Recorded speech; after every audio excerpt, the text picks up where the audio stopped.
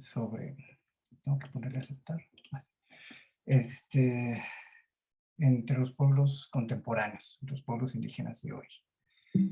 Y están viendo ya la pantalla. Ah, sí, ven el cambio. Bueno, de hecho la solicitud fue sobre sacrificio. Y bueno, yo creo que sí va a ser pertinente distinguir o hacer algunas precisiones sobre qué es y qué no es sacrificio. Es una discusión en antropología muy larga y las posiciones son muchas. Yo les voy a dar la mía, con la que trabajo, y bueno, me imagino, vi el programa, que quizá algunos otros colegas hagan precisiones. Me fui al diccionario para ver cuáles son las definiciones de sacrificio, al de la Real Academia de la Lengua, y fue bastante triste lo que encontré. Entiendo que los diccionarios dan nociones de uso común, pero aquí se notan unas nociones bastante sesgadas hacia un tipo especial de religión y un desdén hacia las religiones con las que yo trabajo, con los pueblos indígenas, porque nada de lo que aparece en la RAE es como lo vivo yo cuando hago trabajo de campo. Sobre todo la noción 3, si ustedes la ven, matanza de animales especialmente para el consumo. Y la noción 1 es una ofrenda a una deidad en señal de homenaje o expiación. Y la definición 2, pues bueno, solo es pertinente para las religiones cristianas. Cualquier otra religión más o menos quedaría fuera. Bueno, lo que me interesaba era justo eliminarlas de abajo. No es una matanza de personas, tampoco es el sacrificio desde el punto de vista antropológico, no sería tampoco lo que ustedes hacen por sus hijos o por la patria, no. Todo eso lo podemos ir quitando. Sacrificio implica sí una ofrenda y sí la muerte, y tampoco va a implicar, no la podemos cerrar al cristianismo. De hecho, el cristianismo, si ustedes son religiosos, espero no herir susceptibilidades, cuando uno lee el Antiguo Testamento está plagado de sacrificios. El judaísmo es una religión sacrificial, con el cristianismo la muerte de Jesucristo en la cruz, muere por su pueblo y se acaban los sacrificios. Entonces podemos eliminar esa y quedarnos con la opción 1 y 3. Sin embargo, el sacrificio y ofrenda son dos nociones íntimamente unidas. Desde la antropología hay quien entiende a la ofrenda, o al sacrificio, mejor dicho, cualquier ofrenda sería sacrificio. Y hay quienes entendemos o distinguimos entre ofrendas con sacrificio y ofrendas sin sacrificio. Y eso va a ser muy interesante, porque los que opten por la primera opción, pues van a entender sacrificio como cualquier dádiva hacia un Dios, independientemente que haya o no una víctima sacrificial.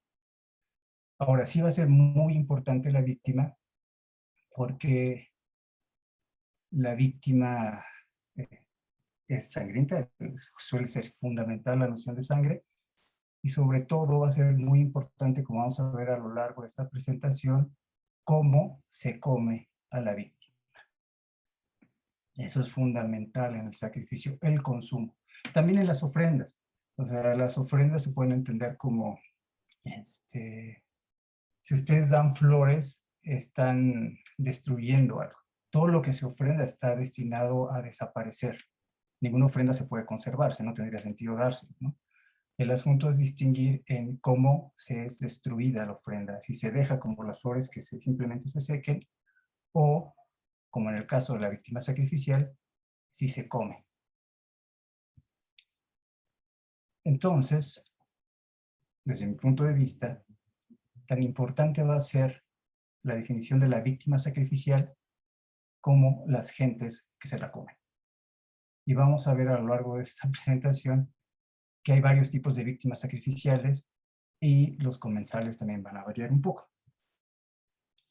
¿Para qué se ofrenda? Y por lo tanto, entendiendo el sacrificio como un tipo especial de ofrenda, para comunicar, unir, contactar, retribuir, solicitar, grosso modo para compartir con seres, dioses, que los cuales no tienen un cuerpo vital.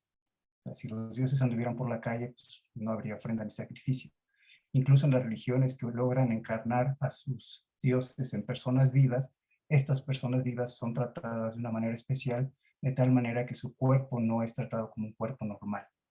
O sea, no pueden comer, no pueden reír, no pueden llorar, en fin, no deben ser cuerpos comunes y corrientes. Dicho esto, así voy a entender la ofrenda. eh, Ustedes van a tener después de esta presentación muchas pláticas sobre arqueología y sobre México prehispánico, sobre los mayas, vi algunos, y entonces van a salir así los sacrificios humanos y todo esto. Entonces sí quiero hacer una advertencia sobre el tiempo. Aunque vamos a encontrar parecidos enormes entre algunos pasajes de las fuentes coloniales, sobre todo Sahagún, Torquemada, las primeras, sobre sacrificio, no es lo mismo, no puede ser lo mismo. Los pueblos de hoy no son como los pueblos de ayer. Y eso es bien importante para no confundir los tiempos.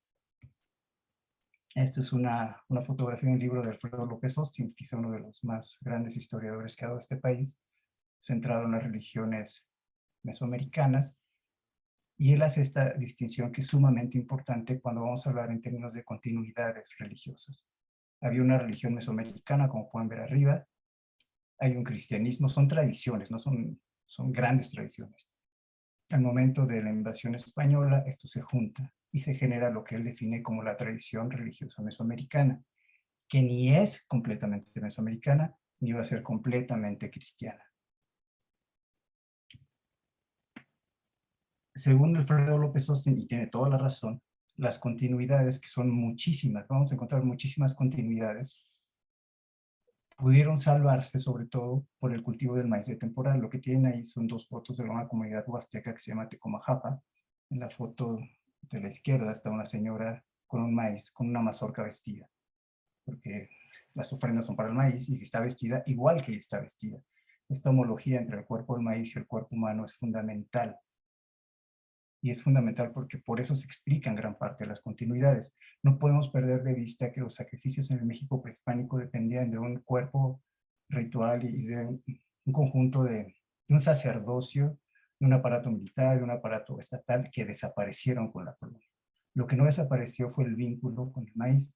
La foto de la derecha es un ritual de maíz, donde lo mismo que le hicieron a la mazorca, que es ponerle una cruz para darle fuerza con sangre, le están haciendo al Señor poniendo una cruz. Esta campaña Sin maíz no hay país, en muchos sentidos es cierta. En la Huasteca los pueblos dicen, el maíz es nuestra sangre, porque efectivamente es la sangre. Entonces traigo todo esto a colación, porque si pensamos estas relaciones como un diagrama de Venn más básico, vamos a tener una zona de intersección que es el México contemporáneo. Ahora, no se puede entender el México contemporáneo ni a partir de A ni a partir de B. El México contemporáneo solo se puede entender a partir del México contemporáneo. Si uno optara por leerlo a partir de A o de B, lo que haría sería rastrear elementos. Ah, mira, ya encontré este elemento, aquí está este elemento. Y sería una suma de elementos. Y entonces acabaríamos volviendo anacrónicas a las comunidades actuales respecto al día de hoy. Serían como reminiscencias del pasado. Y los pueblos indígenas no son reminiscencias del pasado, son actuales. Y su religión es sumamente compleja. Y sus sacrificios van a responder a sus necesidades actuales y no a las necesidades que tuvieron sus ancestros hace 500 años. Entonces, la presentación que les voy a dar está pensada en función de cómo funciona el sacrificio hoy en día. Y trataré de evitar en la medida de lo posible leerlo en función de cómo era antes. Cómo era antes es cuestión de los arqueólogos y los historiadores, cómo es ahora es cuestión de los etnógrafos como su servidor. Les voy a poner dos ejemplos para contrastar el sacrificio. El primero es en el Istmo de Tehuantepec, queda más o menos cerca. Ahí en el Istmo de Tehuantepec es una zona pluriétnica donde van a encontrar a los zoques, a los mijes, a los chontales, a los huaves y a los zapotecos. Los zapotecos están en casi toda el área y han tenido un peso cultural muy fuerte, histórico y cultural, al grado que se habla de una zapotequización de las costumbres y las tradiciones de esta zona. Sin embargo, tanto Zoques como Mijes, Chontales y Guaves tienen discursos rituales religiosos y por supuesto étnicos que los distinguen de los zapotecos. Yo he tenido la oportunidad de trabajar en San Miguel Chimalapa y Santa María Chimalapa, que es la parte, no sé si van en el cursor, pero está ahí en medio. La selva de los Chimalapas, uno de los últimos reductos de selva que existen en el país, ¿no? Bueno, en Santa María Chimalapa, y esto es también súper importante, el 80% es evangélico. O sea, ya, tiene una lógica ritual completamente evangélica, cantos de victoria, cultos, y no vamos a encontrar sacrificio, como se los definí. No es posible encontrarlo porque el último gran sacrificado fue Jesucristo. Él se sacrificó sangrientamente y se acabaron los sacrificios. Entonces, en Santa María Chimalapa no hay sacrificio. En San Miguel Chimalapa, que es mitad y mitad, sí encontramos algunos rastros de sacrificio. Bueno, la vestimenta del Istmo es característica, es una mezcla de los huipiles indígenas con bordados europeos, con telas árabes, es una mezcolanza. Bueno, coloridos sí son, la vestimenta es sumamente colorida y llegamos ahora sí al sacrificio. Les voy a poner un breve videito.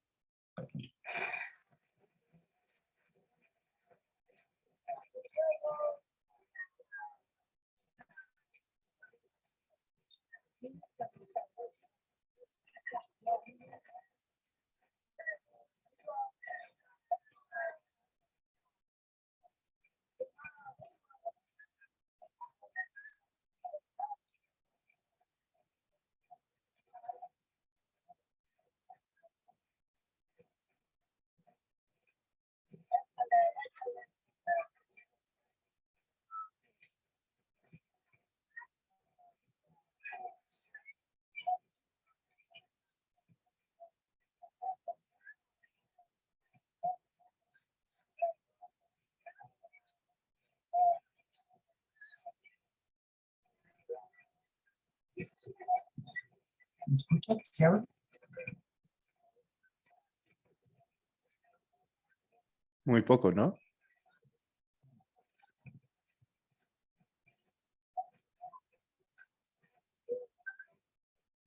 Voy a hacer una pausa. ¿Ven mi cursor? Sí. Ok. Esta señora que estoy señalando es la esposa del Chabola, que es, digamos, el señor encargado de dirigir toda la vida ritual. La señora de azul que está sahumándolo es la esposa del mayordomo. En el Istmo de Tehuantepec, la res es el animal sacrificial por antonomasia. Ahí, cuando hay mayordomía, por eso tengo que hacer esta acotación, en esta zona las fiestas principales, los rituales son de mayordomía. Se perdieron los rituales de curación. Entonces aquí va a ser fiestas para los santos, principalmente, y lo que se va a matar van a ser becerros. Lo que están viendo ocurre un 26 de septiembre cada año, que es cuando los padrinos de becerro llevan sus becerros al mayordomo, el mayordomo los recibe y los ahuma. Ese pequeño acto de sahumarlo es lo más ritual que va a pasar. Después de eso no le hacen nada a la res, salvo la matan. Y la van matando, son varios, pueden llegar a ser 15, los van matando de acuerdo a cómo se van necesitando. Pero en términos de ritualidad, esto es todo lo que pasa. O sea, llegan, los ahuman, le echan confeti y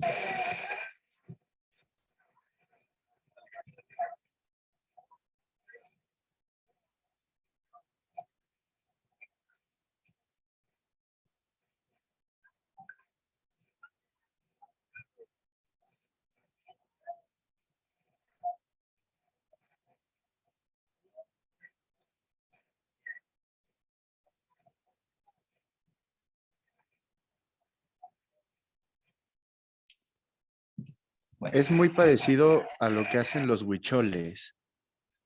Me imagino que sí, sí, sí. De hecho, va a ser interesante el caso de Huichol porque también matan res. Lo que vamos a ver después es que hay pueblos que no pueden matar res, ¿no? Y aquí lo interesante es que, por ejemplo, al ser la res como la carne más apreciada, cuando hay una fiesta política, cuando hay un cumpleaños y alguien que tiene mucho dinero mata una res, no la van a sahumar. y tampoco va a ir la señora Chabola, y tampoco va a haber un mayordomo, simplemente van y la matan. Entonces, hago hincapié en esto porque el acto ritual del sacrificio se limita. ¿Cómo reconocemos que es sacrificio? Porque llegó la mayordoma y la esposa del chabolero y los ahumó. Después de esto, la red se la llevan un poquito más lejos, la matan, la destazan muy temprano en la mañana, y toda la lógica del sacrificio se desprende del animal. Los mayordomos no pueden ver sangre bajo ninguna circunstancia, se van a quedar en casa. Después otro videito. Después de que matan, de que la recibe,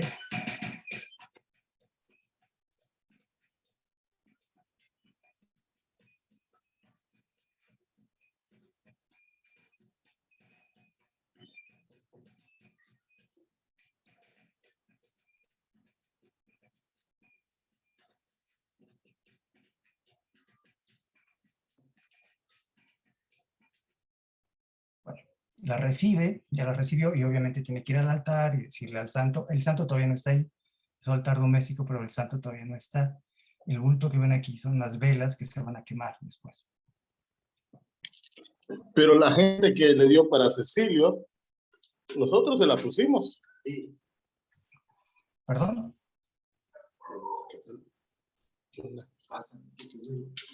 No escuché qué comentario fue. ¿Ninguno? No, más bien creo que activaron el audio por error. Ah, ok. Bueno, entonces la mayordoma recibe las vaquitas las lleva ahí, y ya las vaquitas las matan por ella. Y ya todo ocurre aquí. Los mayordomos, bueno, la recibe, al otro día arreglan el altar, le ponen flores, no sé si alcanzan a ver, pero las velas que estaban en esta cosa enrollada las tienden, lo llenan de flores, empieza a arreglarse la ofrenda. Al mismo momento en la iglesia el santo se viste, que es San Miguel Arcángel, especialistas rituales van, visten, solo mujeres, no lo pueden ver desnudo, son muchas restricciones, porque el santo va a ir a visitar al mayordomo. Entonces el mayordomo, lo ven aquí, es el que lleva la vela principal. La señora que recibió la vaca es esta señora, ya pasó un día, este es el día 27, y justo va con el sahumerio, precisamente, ¿no? Entonces van por el santo a la iglesia y llegan a su casa y empieza la cuestión de comerse a la vaca. Las vacas murieron en la mañana de este día, se empiezan a preparar, se hace un caldo, un mole, se hacen muchas cosas, y los mayordomos ya no pueden salir. Los mayordomos es como si estuvieran muertos. Se quedan en su casa, no pueden salir, solo al baño, no pueden cruzar el umbral de la casa, no pueden ver sangre, no pueden pelear con nadie, no pueden tener relaciones sexuales, ¿no? O sea, era una cantidad de prescripciones brutales. Hace unos 40 años era un año de prescripciones. Ahorita se acortó, le llaman novena, dura 12 días. Y bueno, el asunto con la vaca es que la vaca la van a repartir estas señoras. No la puede repartir cualquier persona. La vaca se destaza, se hace caldo de res, y estas señoras son las encargadas de acuerdo a la persona, si ven si dio cooperación o dio cooperación, si les cae bien o les cae mal, ellas van a determinar a quién le dan el cachito y qué parte de la res. Si llega un padrino, entonces le dan cabeza de res. Si llega un genérico, le dan pues, cualquier pedazo de res. Entonces, la distribución de las reses sacrificadas va a depender del estatus de las personas, y las encargadas de distribuir la carne van a ser estas dos señoras. La carne y cualquier comida. Ellas van a ser las encargadas también de cuidar a los mayordomos, servirles a ellos, en fin. Hoy día, desgraciadamente, ya está perdiendo. Era tan difícil llevarlo a cabo que ya prácticamente está a punto de desaparecer, ¿no? Y bueno, este es el caso A. Es el caso A del sacrificio, que como pueden ver es muy, no sé cómo decirlo, muy X. Pero bueno, las conclusiones preliminares son que en el Istmo de Tehuantepec en general y en los Chimalapa en particular, la res es la víctima sacrificial. Aquí, por ejemplo, no se juega con la sangre, al contrario, la sangre es un tabú espantoso. Nadie puede ir a ver a los mayordomos si dio sangre. De hecho, está prohibido asistir a bodas y luego ir a ver al mayordomo. Y ese es un caso muy, muy extraño. A mí me preguntaba, ¿por qué? ¿Qué tiene que ver una boda con un mayordomo?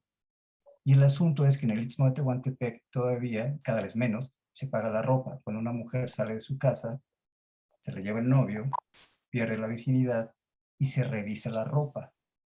Es decir, se revisa que manche la sábana. Por esa sangre, cualquier persona que fue a una boda no puede ir donde está el mayordomo, porque la sangre está prescrita. No, no hay forma, o sea, es así como que no. Si alguien llegara a cometer eso, seguramente se va a morir, se va a caer, o sea, algún accidente, o la fiesta sale mal. Entonces aquí la sangre está prohibida completamente y la res es el único animal. Nunca encontré al cerdo, llegan a ser tamales, pero no tratan al cerdo ritualmente, también comen pollo y guajolotes y eso, pero pues tampoco tiene un trato ritual, y el borrego menos, ¿no? Entonces eso es el Istmo de Tehuantepec. Pero ahora nos vamos a ir a la Huasteca. Bueno, la Huasteca es enorme, hay como 1000 huastecas, ya hasta se habla de Huasteca chilanguense, pero yo voy a hablarles de un cachito de la Huasteca, un cachito muy pequeño. La Huasteca iría del río Tuxpan más o menos al río Pánuco y las sierras. Y abajo de la Huasteca está el Totonacapan, que iría del río Tecolutla al río La Antigua, y digamos que la Huasteca y el Totonacapan se sobreponen. Y justo el área donde se sobreponen es lo que llamo Huasteca Sur. Ahí en la Huasteca Sur, que es esta zona, que está enmarcada más o menos, conviven también varios grupos. Son nahuas, totonacos, otomíes y tepehuas. A diferencia del Istmo de Tehuantepec, donde, si recuerdan el mapa, son territorios, es el territorio Guave, el territorio Mije, el territorio Zoque y el territorio Chontal, y los zapotecos están metidos en medio. Aquí no. Aquí hay un pueblo totonaco que es vecino a un tepehue, que es vecino a un nahua. Es una mezcla muy extraña aquí. Y eso configuró una zona sumamente rica en expresiones rituales. Ahí es donde tengo el honor de trabajar, que se llama Ceiba Chica, municipio de Pantepec, es en Puebla. Y son comunidades rurales, bastante más rurales que en el Istmo de Tehuantepec. Y el vestido, por ejemplo, se ha perdido. En el Istmo es el color del vestido y los cohetes y los... No, aquí no. Aquí, pues, no. Ahí de vez en cuando aparece una señora, ya son cada vez menos, con la falda de manta, bueno, el enredo y la blusa. Pero eso se perdió hace muchos años. Hay mayordomías, como en el Istmo de Tehuantepec, pero pues, están un poco deslavadas. Sí sacan a su santito, lo pasean, pero pues, no pasa gran cosa. Sin embargo, esta zona fue muy mal evangelizada, por decirlo de alguna manera. Quedó un reducto ahí extraño, donde no solo en la colonia, sino todavía en el siglo XX, pues estaban aislados, no aislados, pero muy lejos de los grandes centros urbanos, ¿no? La luz llegó alrededor de los 80s, igual en el Istmo, pero el Istmo es mucho más dinámico, fue uno de los puertos más importantes, ¿no? Por ejemplo, San Miguel Chimalapa y Santa María Chimalapa, sobre todo Santa María, ya Cortés los quería para hacer el tránsito, hacer su canal. El sueño del canal está desde Cortés, fue el primero. Entonces ya, ahí ha estado muy, muy, muy, muy peleado. Pero acá no. Y aquí, además de las mayordomías, hay un sistema ritual espeluznantemente complejo, muy complejo. Hay el complejo del costumbre, que es el que les voy a enseñar solo la parte terapéutica. No voy a meter ningún ejemplo del agrometeorológico. Y además de esto hay un complejo de carnaval que implica carnaval y todos santos. Y en todos hay tipos de sacrificios. Por cuestiones de tiempo y para no aburrirlos demasiado, solo voy a hablar de estos. Pero para mí es muy importante mostrarles las diferencias entre las regiones y también el error que a veces uno puede cometer en irse de, ay, mira qué bonito vestido, son bien diferentes, cuando en términos de experiencia cercana, la diferencia está aquí. O sea, en el Istmo de Tehuantepec son culturas más urbanizadas. No sé si leyeron el texto, que les envié, si no, no importa. Entonces, bueno, lo primero que llama la atención aquí es que los animales que van a ser usados, se van a ser usados de acuerdo a su estadio de edad. Si son huevos y pollitos, solo se van a dar las entidades nefastas. Por entidades nefastas, estoy entendiendo los muertos, al aire, principalmente. Los muertos, el aire, ¿no? Quizá la tierra y el fuego, pero sobre todo muertos y aire, ¿no? Y solo se van a dar huevo y pollito porque no tienen sangre, en el caso del huevo, y en el pollito tiene bien poquita sangre. Y otro factor fundamental es que no se les distingue el género. Son animales, sobre todo el pollito, al que uno no sabe si va a ser gallina o gallo. Entonces eso es fundamental. Entonces les pongo un videito de cómo trabajar con el huevo.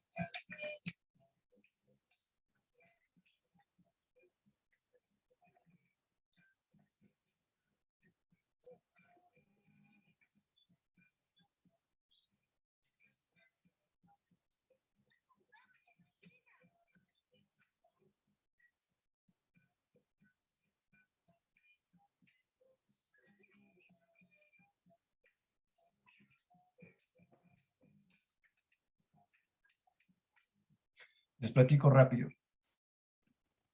Esto pasa antes de ofrendar. Esto no se puede hacer en la ofrenda. Es un poco como la lógica en el catolicismo. Uno no puede comulgar si no se confesó. Entiendo, ¿no? Y es más o menos lo mismo. Lo que están haciendo aquí es quitar el mal aire, quitar la envidia, quitar los corajes, quitar todo lo malo. Para ello utilizan 7 huevos o 2 huevos. El 7 es un número nefasto, el equivalente al 3 en las culturas occidentales, entonces van a ser 7 huevos. Y se utiliza el huevo, se le hace un hoyito, y lo que tienen aquí es tierra de hormiga, y luego van a tener tierra de tusa, todos animales del inframundo. Entonces ahí sí nos vamos a México prehispánico, el inframundo, Tlaloc, el clan, todo este asunto sigue vigente. Solo son animales que hacen túneles, se le echan 7 pizcas a cada huevo, y con espinas de naranjo o de maguey, de lo que encuentren por ahí, le pican 7 veces a cada uno de los 7 huevos, y eso es para sacar el mal aire. Como pueden ver, está rodeado por un aro de bejuco. Después de esto, la señora va a pasar 7 veces por arriba y 7 veces por abajo el aro, y solo así va a quedar limpia. Esto de aquí son ortiga, son hojas, ¿cómo se llaman? Estas que generan mucho dolor, ¿no? Todo tiene que ver con lo malo aquí.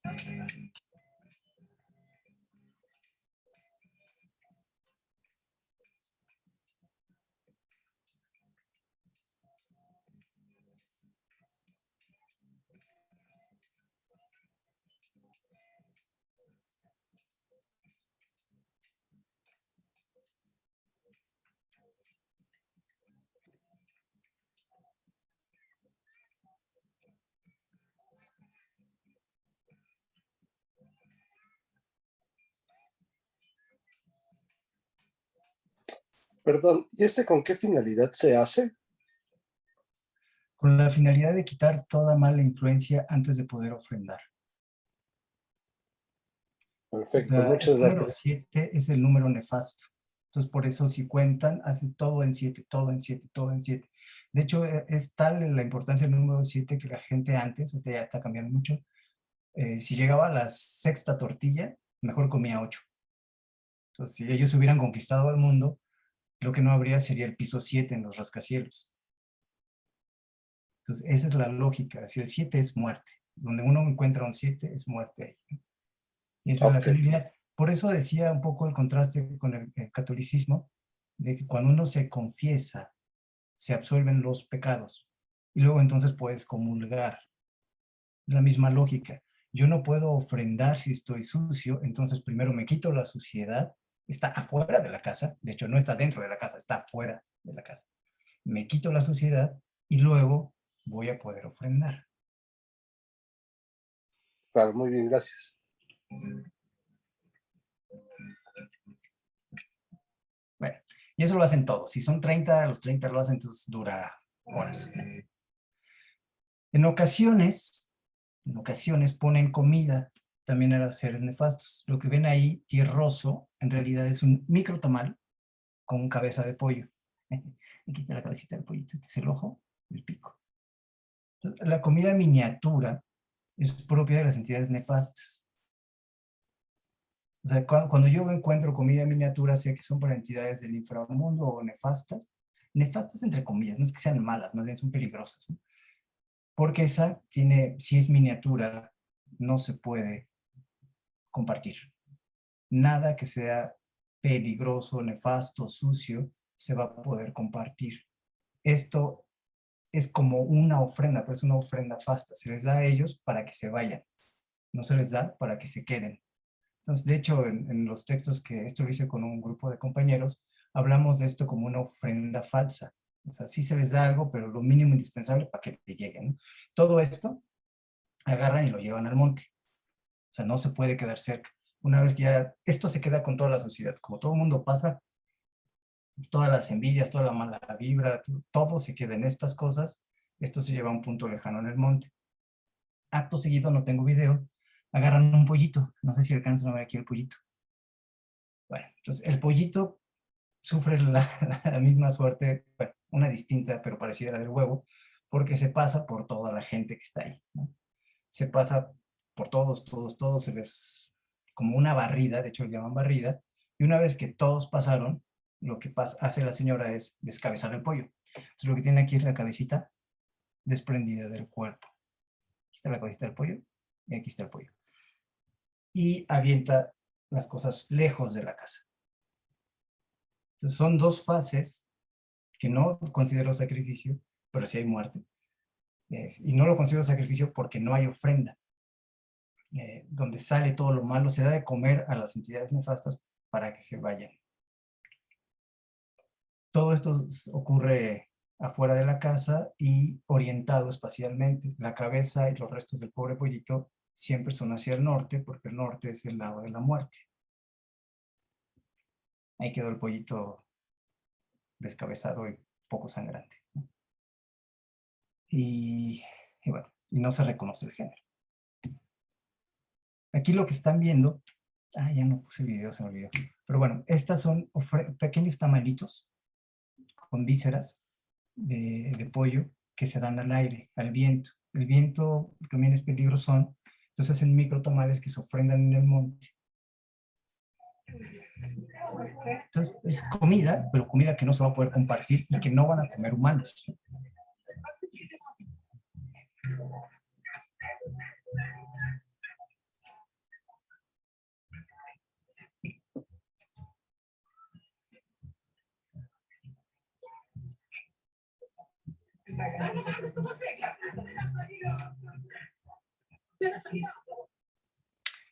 Entonces, bueno, pueden ver, es comida miniatura, va a ir todo en números de 7, 14, siempre en múltiplos. Y va a ser bien importante el 7, 14 sería como hombre y mujer, pero sin marcar el género, 7 y 7, da 14. Va en pareja. O puede ir 14, en fin. 11 también puede ser. Tienen que ser números, ¿cómo se llaman los que no se dividen? Primos. Solo se dividen entre la unidad y sí mismos, ¿no? Eso impide que se puedan fragmentar. Pues bueno, estas son las comidas y las víctimas, no sacrificiales, pero víctimas, para las ofrendas que no son ofrendas para los malos aires. Y ahora vamos a ver, que esto sí es un poquito más sangriento, espero que no se espanten tanto. Quité los videos más sangrientos, porque luego hay quejas de lo sangriento que puede ser, hacia las entidades fastas. Va a haber un tránsito de la fuera de la casa a la dentro de la casa, de las ofrendas a nivel de piso a las ofrendas en las mesas. Y es un cambio radical y ya no va a haber pollitos, van a ser gallos, gallinas, guajolotes y guajolotas, porque es fundamental que estén sexuados. Hablando de los números, todo lo que sea malo es 7, pero hablando de los seres sexuados, el 12 corresponde a las mujeres y el 13 corresponde a los hombres y el 25 es el número de la unidad. Todas las ofrendas en esta región van en números de 25, en 12 y en 13, es decir, el ayuntamiento del macho con la hembra. Y por eso tanta atención en los números. Y en los muertos, en todo lo nefasto, no permiten el ayuntamiento. No son números que se sumen, no dan un completo, como es el 25. Es el 7 o el 14, pero es 7 más 7. Es el mismo género siempre en el caso de, de la muerte. Y va a ser muy fundamental, va a ser fundamental que son seres de maíz. Son animales, todos los que, a diferencia del istmo, que las vacas no comen maíz, o no, su principal alimento, aquí todo va a ser con maíz. Y lo primero que se hace es esto.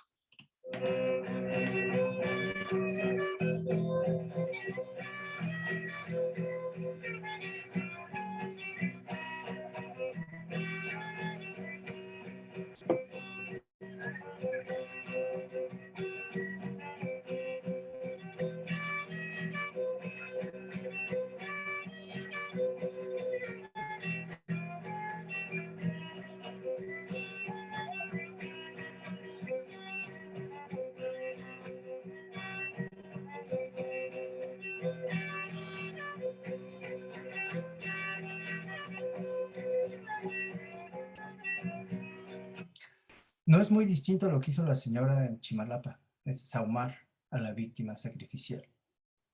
Cosa que no se hace ni con pollitos ni con huevos. Aquí sí se tiene que sahumar. Y algo más importante, y no solo el sahumar, es que la señora se pasa las aves sobre su cuerpo, porque las aves la van a representar a ella. Las aves se van a cargar de ella. Entonces, al mismo tiempo que las está consagrando al sahumarlas, las está haciendo parte de ella.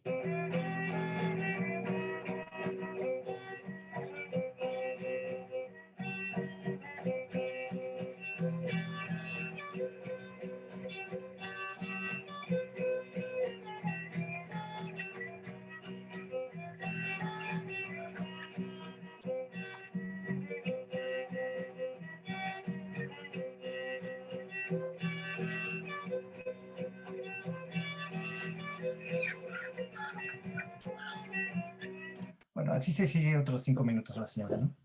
Y son una cantidad enorme de aves. No todas van a, bueno, la mayoría se van a ofrendar en macho, hembra, macho, hembra, macho, hembra. Lo mismo los guajolotes, porque siempre tienen que formar el 25, el 12 más 13, 12 más 13, 12 más 13. Entonces, bueno, acaban así una cantidad brutal de aves. A veces se ofrendan completas, como lo ven ahí. Y luego aquí empieza toda una gama de posibilidades culinarias que a la vista pueden resultar como de ahí, pero pues sí saben buenas, ¿no? Aquí está lo que se perdió ya, doña María se llama ella, es la faja, ya no se hace. Y quedan 2 o 3 señoras que todavía usan el vestido tradicional. El quexqueme, que era sumamente hermoso, de una complejidad técnica, se perdió en los años 80. Esta es una posibilidad. Este se llama el tanjoló, que se llama como completo. Y es una maravilla porque es un tamal hecho de un pollo completo. Si la persona que lo va a comer es mujer, es gallina. Si la persona que lo va a comer es hombre, es gallo. Lo que se hace es un tamal completo. O sea, si recuerdan, las miniaturas es la misma lógica, era una miniatura para el aire con su cachito de carne que no se puede compartir. Este no se va a compartir, pero bueno, es un pollo completo.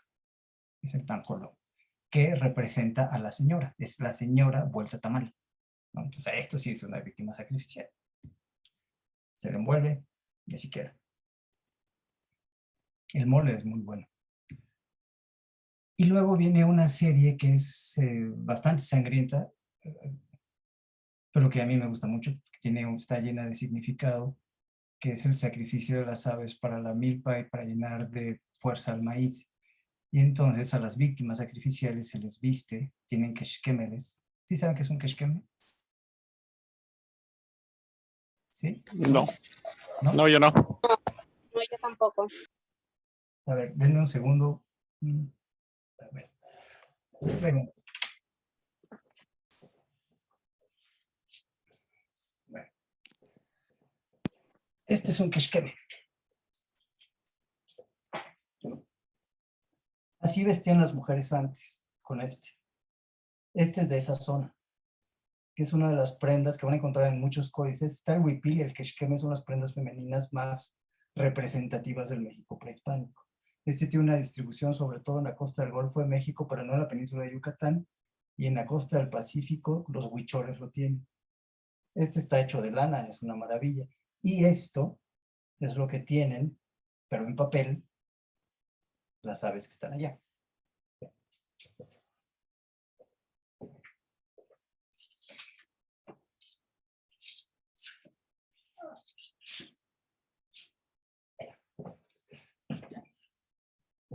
Ese es un keshkeme. Entonces, bueno, las aves están vestidas con keshkeme. Si ustedes revisan así las fuentes Doctor, coloniales, dígame. doctor, sí, perdón, a lo mejor no está muy relacionado con el comentario que está haciendo de que las aves están vestidas con keshkeme. Yo los he visto, pero más bien a una compañera que lo trajo de Tula. ¿Es válido también? ¿Es keshkeme? Por la región que usted está comentando. Sí, keshkeme, por ejemplo, también hay de Michoacán. O sea, Yo hay soy keshkeme de aquí de Morelia, Michoacán. de Morelia, Michoacán. En la frontera Ujú. con el Estado de México, donde Ujú. está la zona Mazahua, ahí Sí, todavía hay sí los he keshkeme. visto. Hay keshkemeles en En la esa. mariposa monarca las mujeres Ajá, lo utilizan. sí, ahí lo Ujú. utilizan mucho. Ah, Pero era, o sea, su mayor concentración ha sido en la costa del Golfo de México. Por ejemplo, en la península de Yucatán ujú. no hay, ahí es más bien el huipilar, ¿no? Incluso en Oaxaca Sí. no hay. Si ustedes piensan en los vestidos de las mujeres oaxaqueñas, la mayoría son huipiles. En el Istmo lo que vimos son huipiles. Las triquis usan huipiles larguísimos, pero casi no hay. De hecho, no, yo no conozco de estos. De estos hay mucho en la Huasteca, Veracruz, Puebla, muchísimo.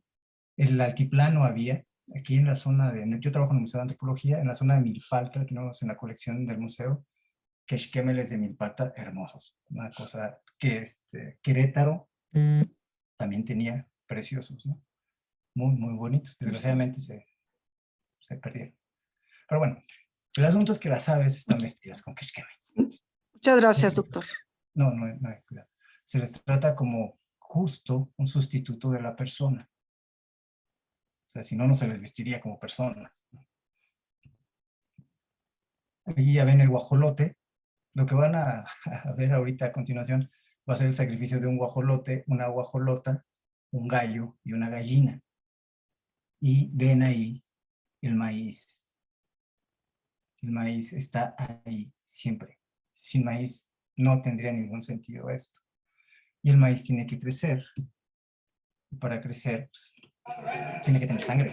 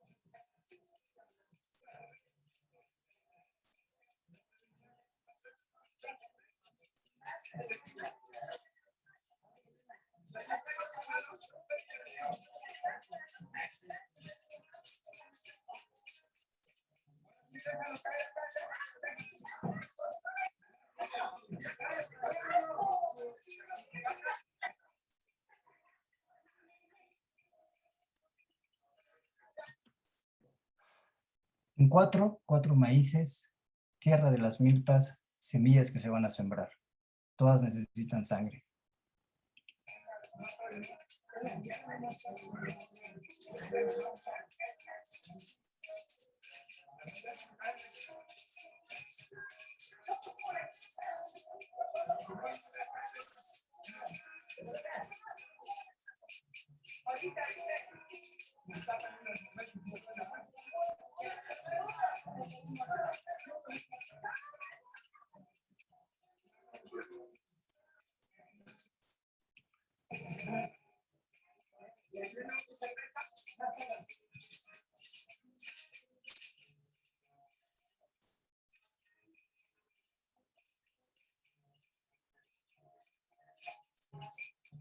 Bueno, si les incomoda la sangre, así se sigue con gallo y gallina.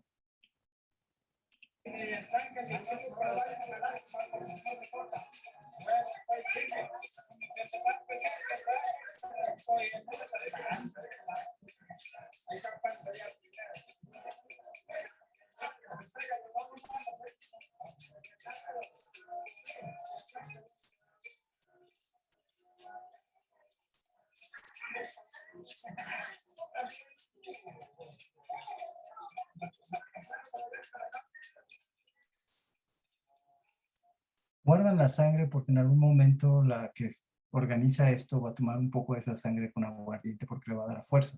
La sangre le da fuerza al maíz, le da sangre de la tierra, le da sangre a las semillas y le va a dar sangre a la señora. Igual se le dice sangre. Ahora, más o menos así queda después de todo. Tienen gallo, gallina, guajolote, guajolota. Ay, ¿qué pasó? Y los maíces. Estos maíces son los que se van a sembrar. No, o sea, estos se ponen en la bolsa que se va a sembrar y entonces ya, digamos que la energía se distribuye entre todos estos. Y las cabezas se van a enterrar en específicos puntos de la casa. A veces, de ahí varía de curandero a curandero. Hay curanderos que ponen las 4 abajo del altar.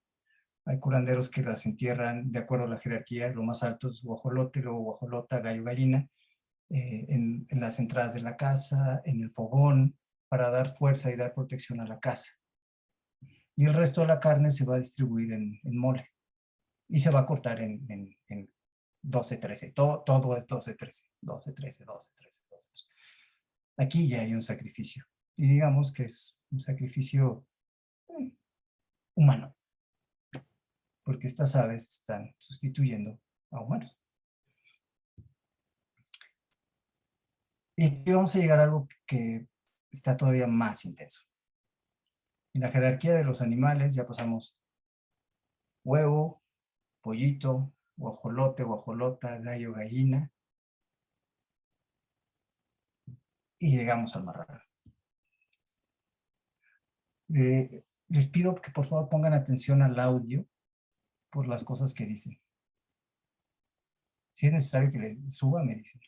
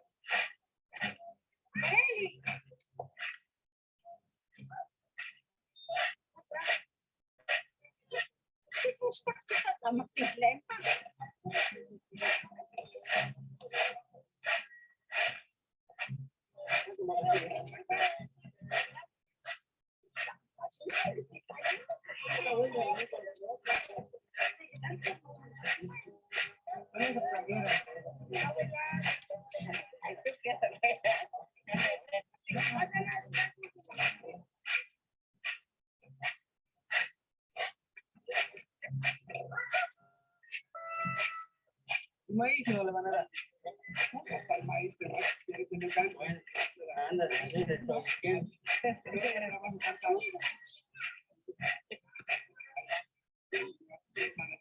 Quiero recibir tu sangre.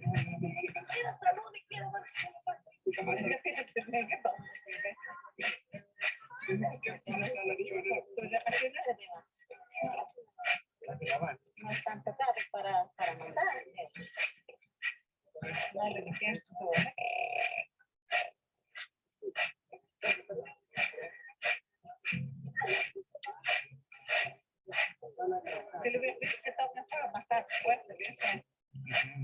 ¿Cuándo van a tocar eso? Cuando lo van a hablar. ¿Lo voy a decir?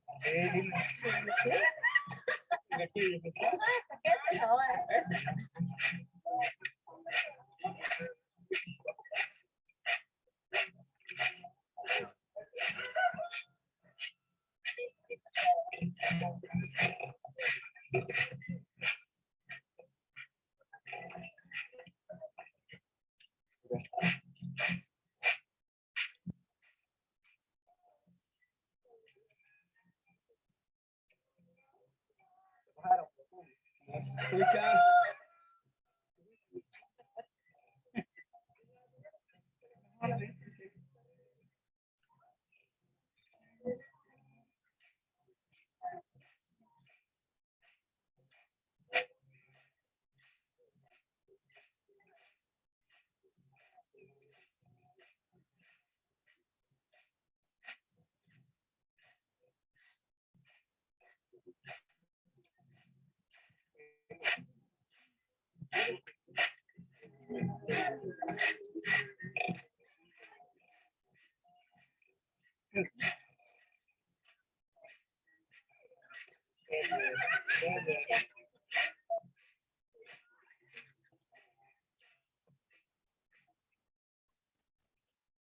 No puse cuando lo matan, porque sí es un poco rudo, pero no sé si notaron que hubo varias discusiones ahí.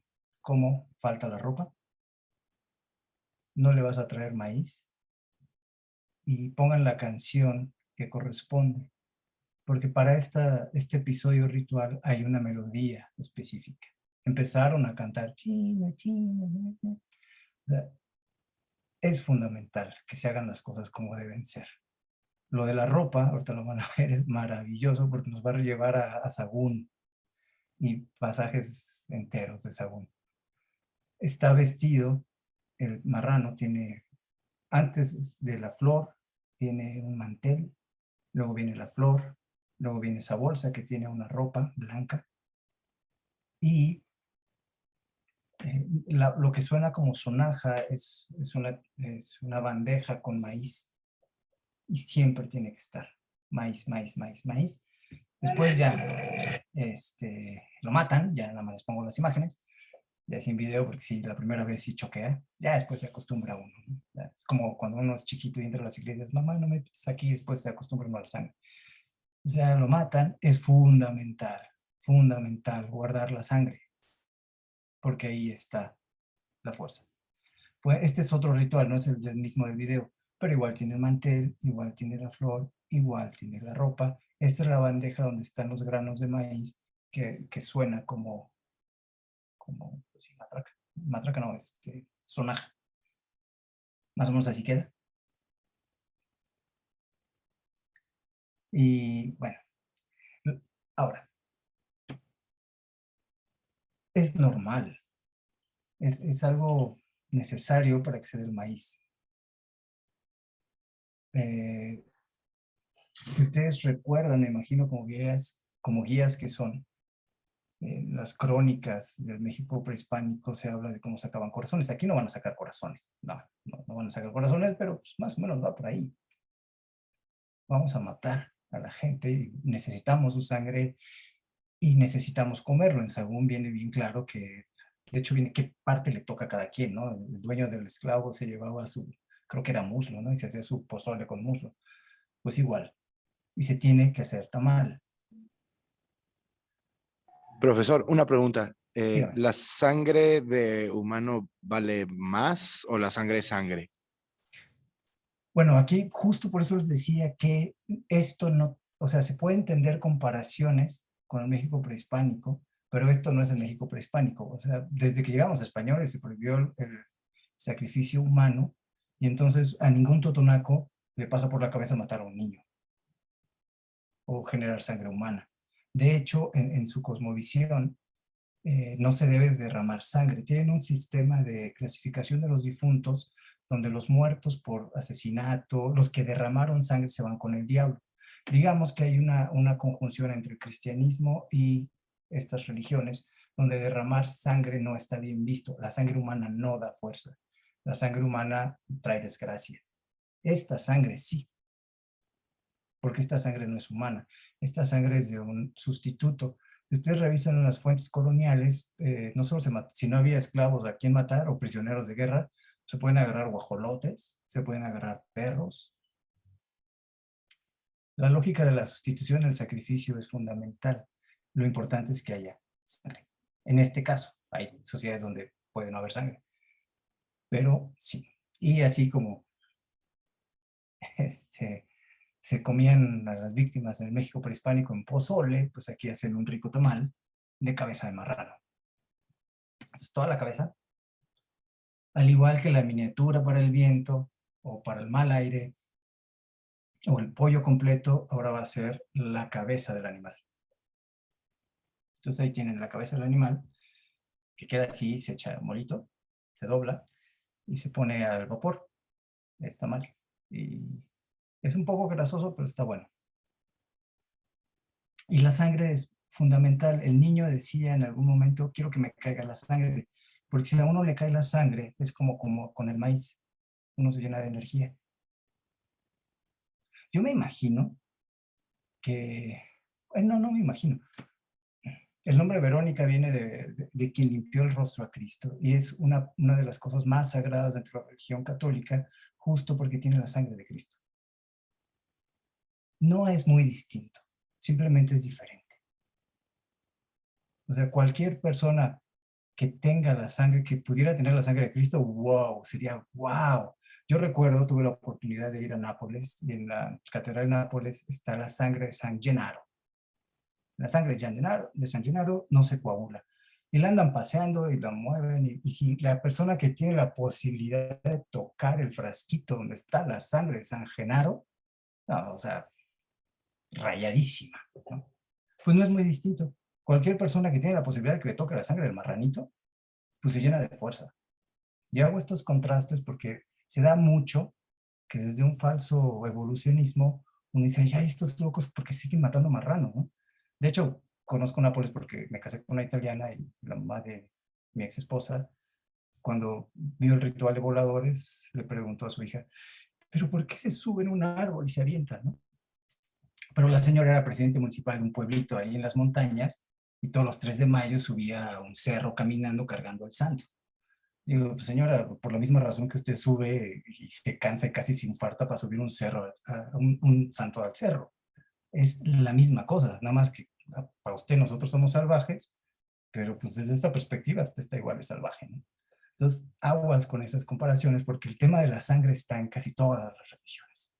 Unas la O sea, es como, construyen. Sí. es la transubstanciación, es básicamente eso. De hecho, creo que justo lo que, no sé, yo no sé mucho de teología, pero sí tengo claro que el Antiguo Testamento está lleno de rituales de sangre. Todo, cualquiera que lea el Pentateuco, que son los primeros 5 libros del Antiguo Testamento, Génesis, Éxodo, Números, y no me acuerdo los otros 2, Deuteronomio, y el Levítico. Si ustedes leen esos 5 primeros libros del Antiguo Testamento, se van a sorprender de la similitud que tiene con esto. Hay un momento que en el Levítico dice, bueno, lo ideal es sacrificar un cordero y el muslo derecho ponerlo a asar, pero si eres pobre, pues bueno, con 2 palomitas, 2 palomas, dos pichones, puedes salir al tiro, ¿no? Pues ya libras la ofrenda, ¿no? La misma lógica, exactamente la misma lógica. Lo que pasó, y por eso se hace la enorme distinción entre el Nuevo y el Viejo Testamento, es que con el cristianismo todo esto se proscribió. Ya no hay, el último sacrificio de sangre fue autosacrificio de Cristo, que dijo, yo muero por ustedes, dejen de matar animales. Y se prohibió. Se acabó. El resto de las tradiciones sí. El resto sigue. Digamos que, pues, en fin, por ahí va, ¿no? Y bueno, regresamos al marranito. Se hace el marranito. Bueno, y la pregunta es, ¿por qué hacen todo esto? ¿Cuál es la lógica? ¿Por qué están matando tantos marranitos y gallinas y gallos y todo eso? Bueno, lo que van a ver es una de las cosas más bonitas que yo he visto en la vida. Y la primera vez que lo vi, salí casi llorando. Dije, no, qué bueno. Siglo XX, bueno, fue en el siglo XX todavía, ahora el siglo XXI, y lo siguen haciendo. Lo que van a ver es cómo 4 niños con arcos y flechas van a matar a Venus.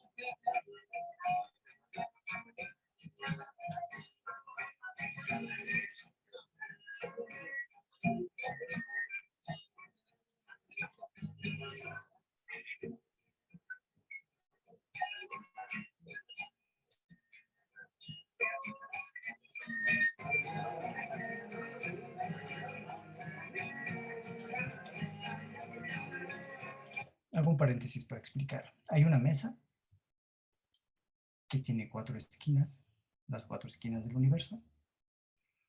En cada esquina va a haber una vela, en cada esquina hay un cuarto de refino, y en el centro hay un litro, y en cada esquina va a haber un refresco, y en el centro más. Entonces, esto que hemos leído hasta el cansancio y que ustedes seguramente cuentan cuando guían a la gente de las 4 esquinas y el centro, ahí está, ahí está. Todo eso de la relación entre el maíz y Venus, ahí está, en vivo. Ahí está. Los niños es niño, niña, niño, niña. No pueden ser 4 niñas, no pueden ser 4 niños. Tienen que ser niño, niña, niño, niña. Y están matando a Venus. Y ahí pasa algo sumamente interesante. Es Venus, pero no es Venus. Venus en Totonaco se llama Catlastaco, que es estrella grande. Pero esa estrella es Venus y al mismo tiempo es la persona. En la cosmovisión o en la religión totonaca de esta zona, cuando nace una persona, nace una estrella. Han oído hablar del tonalismo y el nahualismo. El tonalismo sería la idea del alter ego, que hay mucho allá en la zona maya, donde uno tiene como alter ego, no sé, un venado, entonces si matan al venado, no se muere, y toda esta cuestión del alter ego. Bueno, la versión totonaca del alter ego es con una estrella. ¿Qué es esa estrella? Que es Venus, pero además es la persona. Y la persona también era las gallinas y la persona también era el marrano. Entonces la persona está ahí, segmentada en 1000 partes. Y la lógica es muy simple, muy lógica. Bueno, es lógica, tiene que ser lógica. La señora que hizo este ritual está enferma. Hay que matar la enfermedad. Pero no podemos matar la enfermedad en su cuerpo. Hay que matar la enfermedad en su estrella. Van a matar a su estrella para que en su estrella muera la enfermedad y ella se sane. Y para matar a esa estrella, pues no cualquiera puede matar una estrella. Entonces buscan a los niños que se llaman Masconin, que son como los niños estrellas, son otras estrellas. Esos 4 niños representan estrellas, que son las estrellas que están matando a todos los seres que quieren volverse, todas las piedras que quieren volverse animales. Son las estrellas fugaces. En esta cosmovisión, las estrellas fugaces, cada vez que caen es porque se dieron cuenta que un árbol se va a convertir en un monstruo, entonces matan el árbol. Lo matan. Entonces, estos, que son estrellas protectoras, una en cada esquina del universo, están matando a la estrella del paciente para matar la enfermedad en el paciente. ¿Son niños específicos? No, tienen que ser niños, tienen que ser niños que no tengan, que se les note la sexualidad, pero que no hayan tenido relaciones sexuales. Y el tema Angelitos. de los refrescos. El tema de los refrescos es ofrenda, es muy buena pregunta. O sea, pues la estrella, todo esto se llama Dastakun, que es ofrenda hacia la estrella. La ofrenda es para la estrella. Entonces se le da a la estrella refrescos, se le da a la estrella aguardiente, se le da a la estrella cervezas, en números de 12 y 13. Hay gente que pone 13 cervezas y 12 refrescos, o hay gente que pone 25 refrescos y 25 cervezas. Lo que no puede faltar es un cuarto de aguardiente en cada esquina y un litro porque son las 4 esquinas más el centro. Sí, obsesivos, ¿no? Y la mitad de la mesa es 12 y la otra mitad es 13. Entonces ya mitad y mitad es 25. Entonces es macho, hembra, 12, 13, 12, 13, macho, hembra, 12, 13, así, obsesivamente. Los tamales, el marrano que mataron hace rato, no solo hacen la cabeza un gran tamal. El curandero dice, a ver, quiero 500 tamales. Entonces cortan en 500 cachitos al marrano y hacen 500 tamales que van a distribuir entre los 4 puntos. Entonces luego acaban las mesas así con enormes, llenos de tamales. Si no caben, ponen más abajo. Además de gallo, gallina, guajolote, guajolota, chocolate con pan. Se acaba haciendo una mesa brutal, llena de ofrendas. De ofrendas y de ofrendas sacrificiales. Y ahí es donde, como empecé, hay ofrendas y hay ofrendas que además implican sacrificio. Y va a ser fundamental todo este asunto. Si ustedes recuerdan las primeras imágenes del huevo, era un aro, era un círculo, y no había ofrendas.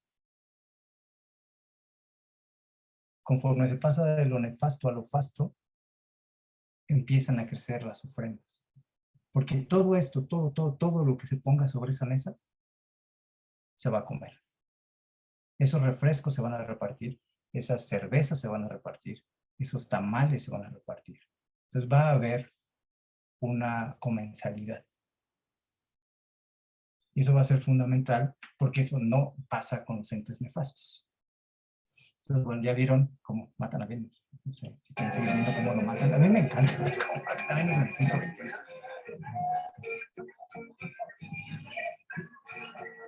Por ejemplo, si hasta que queden 3 o 4 flechas, no paran. Entonces sí tiene que caer la flecha. Y lo están haciendo como celebración. O sea, es para sanar a alguien, pero es una fiesta. ¿Perdón? Es una fiesta, lo están haciendo como celebración, pero es para sanar a alguien. Esto es un rito terapéutico, no es una fiesta, es un ritual. O sea, o sea, se divierten. Ha habido ocasiones en que está esto y la semifinal del fútbol y una parte de la familia está viendo un partido de fútbol y la otra mitad está haciendo esto. O sea, tampoco es así que esté todo el tiempo, pero sí tienen que seguir los pasos. Y esto es un ritual y hay una persona que lo está dirigiendo. Las ofrendas no las puede poner cualquier persona. ¿Recuerdan que en el caso Soque les dije que a unas distribuían la carne de res? Bueno, aquí son 2 señoras que se llaman Makatsi, las encargadas de contar todo. Si el curandero dice, quiero 500 tamales, las señoras cuentan 500 tamales y llevan los 500 tamales. Y no puede ser cualquier otra persona, tiene que ser esa persona. Todo está es muy bien reglamentado porque es un ritual, no es una fiesta. Cuando hacen fiesta, es fiesta y no hay nada de esto. Nada. No, perdón. O sea, no. De hecho, esto no tendría sentido hacerlo fuera del contexto ritual, ¿no? Y bueno, ya siguen matando a Venus, matan Venus, matan Venus, matan Venus. Y yo no puedo quedar viendo cómo matan a Venus, pero ya nos va a aburrir con que matan a Venus. Esa es mi libreta de campo.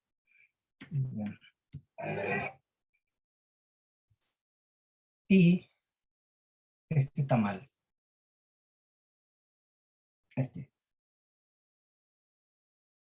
y el otro tamal,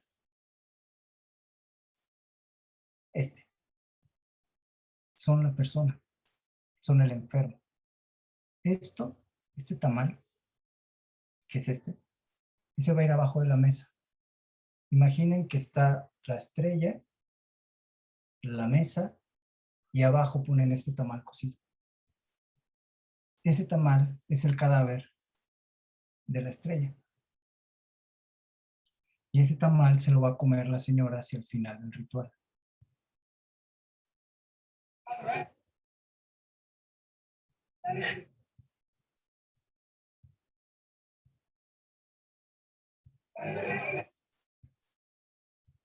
Más o menos así acaba una ofrenda. Esta estuvo hasta eso medio poquita, ¿no? Pollos completos, lo que tiene aquí son tamales. Aquí han de ser como 250 menos. El chiste es que se acomoden aquí en números, en múltiplos en las esquinas y en el centro. Aquí está la estrella y abajo de esta mesa, justo abajo de la estrella, está el tamal de pollo completo. Esta es la señora que en esta ocasión estaba haciendo el ritual, por lo tanto es la encargada de sahumar. Del otro lado van a estar las señoras encargadas de poner la ofrenda. Y en algún momento, ya no me dio tiempo de ponerlo, lo que va a pasar es que esta señora se pone,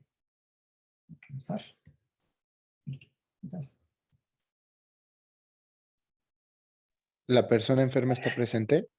la persona enferma está ahí presente todo el tiempo. Recuerdan que en este se habló de una ropa. ¿No le vas a poner la ropa? Aquí hay un vestido.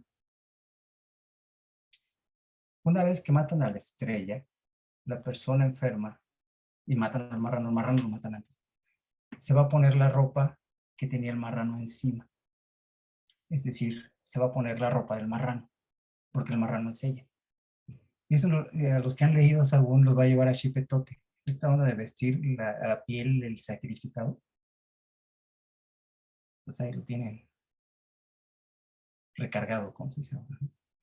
En otra lógica, porque no es la misma, porque ya no hay guerreros, porque no hay Estado Mexica, porque ya no hay Xipetote, ya no hay nada de eso, pero sí hay la necesidad de darle sangre a la milpa, sí hay la necesidad de curar los cuerpos que están hechos de maíz, y para curar los cuerpos hechos de maíz se necesita la sangre de otros cuerpos de maíz. Es un juego de sustituciones impresionante lo que ocurre aquí. Y después la señora se viste con la ropa del marrano, con la piel del marrano, y come su tamal. Y le dan de comer su tamal. Entonces, no solo la matan 2 veces, sino además se come a sí misma. Al momento en que se come el cadáver de la estrella Venus, que mataron las otras estrellas, se está comiendo a sí misma, que no es muy distinto ahora sí, a la transubstanciación. Harán esto en conmemoración mía, yo soy su carne y soy su cuerpo. Entonces tenemos ahí mezclados también una transubstanciación, pero de Venus hacia un tamal, y en lugar de una hostia tenemos un tamal de un pollo completo. Y cuando amanece, ya se está perdiendo por las clases, los horarios de clases ya no lo permiten, el enorme tamal,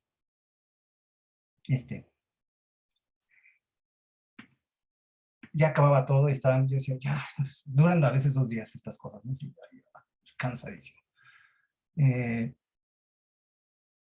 Pero esperan, ya va a amanecer. Se esperan a que las primeras luces salgan, a que aparezca Venus, y entonces esta señora, que es la que cuenta las ofrendas, lleva el tamal sobre su cabeza y lo deposita en la mesa de las ofrendas y lo reparte entre toda la gente. Al final, el marrano se ofrenda completo y se come completo de un tal costumbre. El tamal, que es un pollo completo, solo lo come la enferma, porque a fin de cuentas es ella misma, y se come todo. Todo se come. Así se ve antes de repartir. Entonces, en comparación con los zoques, lo que tenemos es en la Huasteca del Sur, el cerdo como víctima sacrificial por excelencia, en una jerarquía muy bien establecida, los guajolotes, y después los gallos, y después que esas no son ofrenda, que son ofrenda falsa, los pollitos, los huevos, y algo fundamental. Aquí no puede haber ni res ni borrego. No, es así, es criminal pensar en un tamal de res o borrego. Res y borrego son propios de carnaval, sobre todo la res, porque son animales que no comen maíz, y al contrario, compiten con el maíz por la tierra. Todo el simbolismo de la res va a estar con el diablo, con el carnaval, con la sangre que se derrama humana. Por eso estos pueblos tienen el carnaval, la parte del derramamiento humano de sangre, y en los rituales terapéuticos y agrícolas, la sangre de maíz, que esa no hay problema con derramarla, es necesario derramarla. Entonces tenemos 2 lógicas. Ya, sí, o sea, la res y el borrego lo comen en fiestas y obviamente no lo van a sahumar. Nadie en su sano juicio en esta zona va a sahumar una res, ¿no? 2 lógicas sacrificiales completamente distintas. Igualmente mesoamericanas, pero muy distintas. Yo me imagino que en los altos de Chiapas las diferencias van a ser enormes. En Yucatán todavía más. Alguien mencionó por ahí la zona Huichol. Hasta no tengo entendido, he visto imágenes de los huicholes sacrificando a las reses enfrente del altar. Danielle Deub, una investigadora francesa que trabaja en Guerrero, entre el grupo Tlapaneco, tiene registrados unos videos que no les gustarían, donde sacrifican gatitos y perros, y los degüellan. Los pueden buscar, ahí, creo que están en la web, ¿no? La diferencia es tanta como era antes. Ese es uno de los riesgos de llevar el pasado al presente. O sea, solo tenemos, no sé, unas cuantas crónicas, la mayoría justo de la zona maya y del altiplano central. Y todo el resto, quién sabe cómo era. Y las variaciones debieron haber sido enormes. Como enormes fueron las variaciones entre la forma de evangelizar de los franciscanos, los agustinos, los jesuitas, la diversidad en este país y en la zona tropical, que es del trópico de Cáncer hacia abajo, es espeluznante. Y se preserva en muchas zonas la lógica sacrificial. Entonces podemos llegar a una conclusión antes de una ronda de preguntas, que el sacrificio no es mera matanza, como decía el diccionario, eso es un crimen. O sea, esta gente no mata animales nada más porque, ay, vamos a matar animalitos para comer. No, es criminal lo que hace el diccionario de la ley. De hecho, es malintencionado. ¿No? El sacrificio es una manera extrema de ofrenda. Es una extrema que sí necesita sangre y que además es necesario repartir al ser. ¿No? ¿Ustedes recuerdan, bueno, o tienen conocimiento de cuál fue el gran pleito entre el catolicismo y la iglesia anglicana? Era sobre la transubstanciación, precisamente. Sobre si se come o no la carne y la sangre de Cristo. O sea, no son temas así de, ay, pueblos indios atrasados, no, estuvieron peleando por eso. Al final, la iglesia anglicana sí recuperó la transubstanciación, pero estuvo a punto. Pero pregúntale a un evangélico qué piensa de comer una hostia. Es decir, nada, o sea, ¿qué les pasa? Entonces, son temas que nos atraviesan a todos.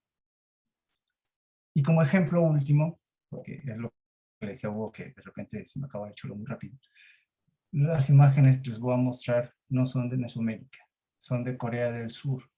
Corea del Sur, un país altamente desarrollado, Samsung, LG, aviones supersónicos, tiene chamanismo. Un chamanismo de origen siberiano, compartido con China, en menor medida con Japón, donde encuentran ofrendas. Esto lo que tiene es la ofrenda al árbol. No hay sacrificio. Esta es una ofrenda en un ritual que se llama ritual Kut del sur de Corea, que la gente, a diferencia de nuestro país, en este país uno dice, estos rituales de la gente pobre. No, aquí solo la gente rica, son carísimos. Y es de clase alta. La clase alta es la que hace los rituales porque la clase baja no le alcanza. Son carísimos, espeluznantemente caros. Son ofrendas. Los dioses están atrás de esos papeles, están tapados. Ofrendas, ofrendas, ofrendas. La señora de rojo es la chamán. Unos cuchillos. El chamanismo siberiano y de esta zona lo que hace es usar ropas. Entonces la chamán, si va a representar a, no sé, 10 dioses, se pone 10 trajes. Entonces se va quitando trajes y el traje que esté arriba es el traje que está funcionando. Entonces en este traje está funcionando, no me acuerdo, no me pregunten porque nunca aprendí coreano, pero era ese dios. Y está hablando con la chica que está enferma, que es la chica que está pagando todo y está pagando las ofrendas. ¿No? Y hay matanza de puercos. También. Nos matan a animalitos igual que los totonacos. Y ahí está la chamana de justo. Como está vestida de rojo, esta es la diosa que exige la muerte de este marrano. Y a esto los llevan a más, le ponen dinero, pero además le atraviesan la estaca y lo ponen sobre una base como de florero. Y ahí el asunto es que no se vaya hacia ningún lado, que se balance, que quede estático y no se balancee. Y hacen unas cosas igualmente raras, como las que podría uno ver con los totonacos, como las que uno podría ver en la Amazonia, como las que uno podría ver en cualquier religión. Este señor tiene unas cuchillas. Y luego se para sobre ellas. Eso no sería sacrificio. No lo sería. Eso demuestra que él es especial, pero no sería sacrificio. Sacrificio es este. Y eso sería mi presentación. Yo creo que podemos hacer un descanso y si tienen preguntas, hacemos una ronda de preguntas. No sé cómo veas, Hugo. Sí, me parece bien. porque sí, mucha gente por ahí estaba haciendo preguntas en el chat.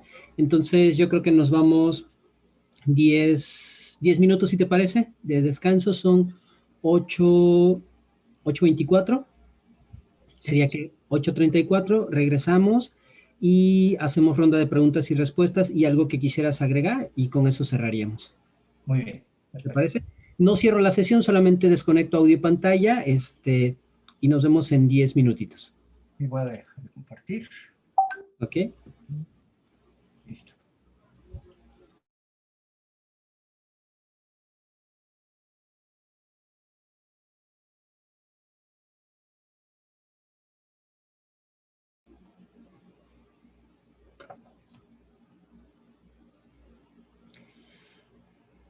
Pues, Leopoldo, ¿te parece si continuamos?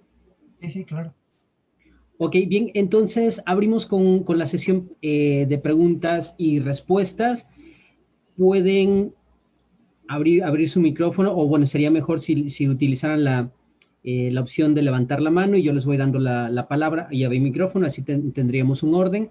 Empezaríamos con Omar, también si quieren pueden poner en el chat y yo voy leyendo las preguntas, los que no quieran participar con micrófono abierto. Entonces, Omar, adelante.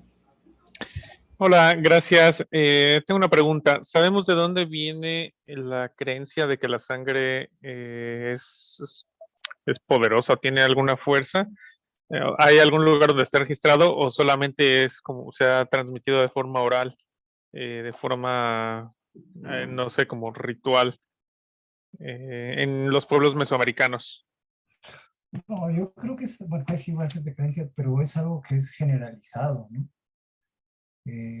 No hay cultura que en su momento no haya reparado una sangre. La sangre, por ejemplo, es lo primero que se echa a perder. O sea, cuando uno considera el cuerpo humano, sí va a haber una oposición muy, muy obvia. Nosotros ya no, porque vivimos en un mundo, ni vemos sangre ni vemos huesos. Pero al momento que una persona muere, la sangre es el primer problema. Y lo único que no se echa a perder es el hueso. Entonces, en algún estudio sobre la muerte en antropología, si no mal recuerdo, Levi Brühl, Robert Hertz, justo decían por eso los huesos son fundamentales y la sangre también es muy temida. En antropología, bueno, la antropología que a mí me gusta, las cualidades sensibles, es decir, el ver, prestar atención a cómo se desarrollan las cosas, cómo son las cosas, es fundamental. Todas las culturas en algún momento se dieron cuenta que sin sangre te mueres y que sin sangre eres vital. O sea, la sangre es lo que te hace vital, ¿no? Es hasta cierto punto obvio. El asunto es que cada cultura hizo su específico sistema alrededor de la sangre. Insisto, yo hablo mucho del catolicismo porque es lo más cercano a nosotros, pero si nos abrimos a considerarlo, la sangre juega un rol fundamental. O sea, todas las culturas han reparado en ella y todas le dan un lugar fundamental.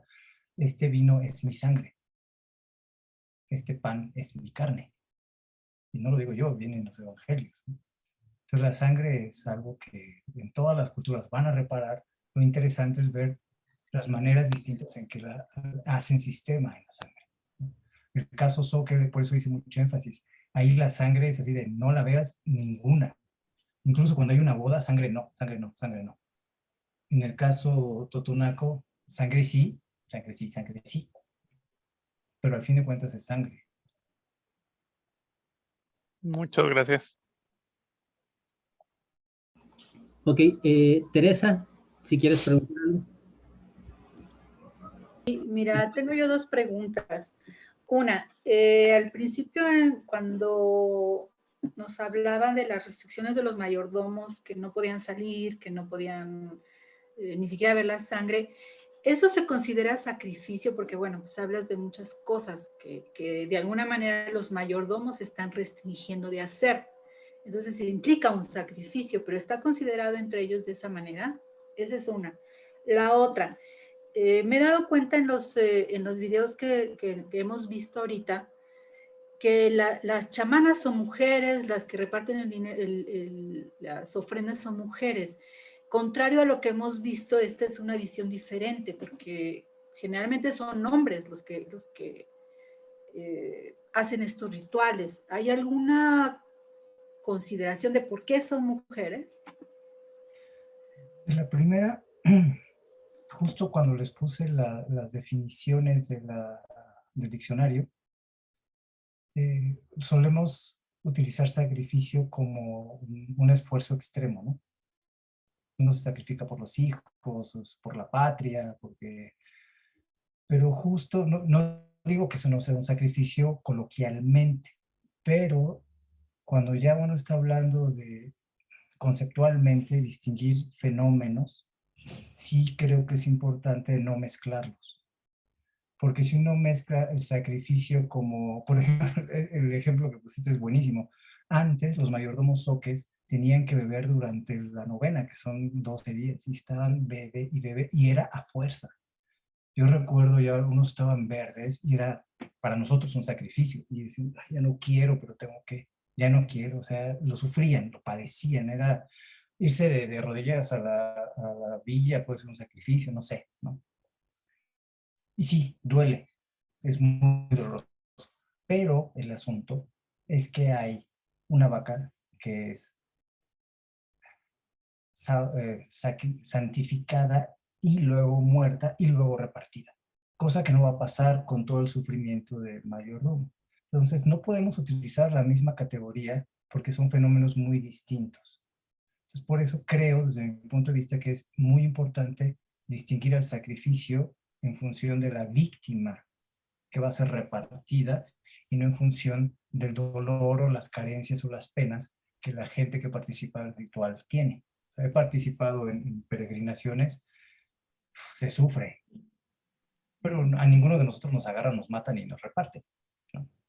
Entonces, creo que en términos de analíticos, sobre todo, es muy importante no confundirlos.